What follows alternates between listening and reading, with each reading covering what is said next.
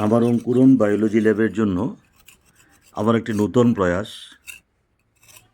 যেটা হলো আমরা প্রকৃতির কূলে ব্যাঙের ছাতা অনেক দেখে থাকি। সেটাকেই আমার এই অঙ্কুরন বায়োলজি ল্যাবের প্রকৃতিতে আমার এই বাগানে মডেলের রূপে সিমেন্টের সাহায্যে তৈরি করার একটু চেষ্টা করছি। আসলে ব্যাঙের ছাতা হলো মূলত ছত্রাক বা মাশরুম, যা স্যাঁতসেঁতে অন্ধকার ও পচা জায়গায় বৃষ্টির সময় প্রাকৃতিকভাবে গজিয়ে ওঠে।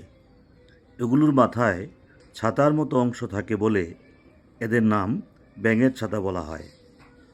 এদের অনেক প্রজাতি থাকে, তার মধ্যে কিছু প্রজাতি সুস্বাদু ও খাদ্য হিসাবে ব্যবহৃত হয়, আবার কিছু প্রজাতি আছে অত্যন্ত বিষাক্ত।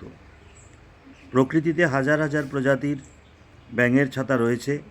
এগুলির মধ্যে বৈজ্ঞানিকভাবে পরিচিত সবচেয়ে সাধারণ একটি হলো অ্যাগারিকাস।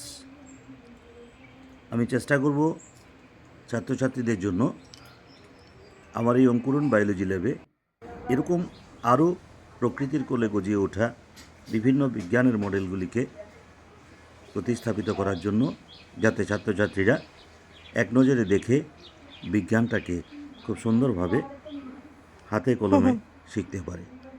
আশা করি ছাত্রছাত্রীদের আমার এই মডেলটা কাজে আসবে।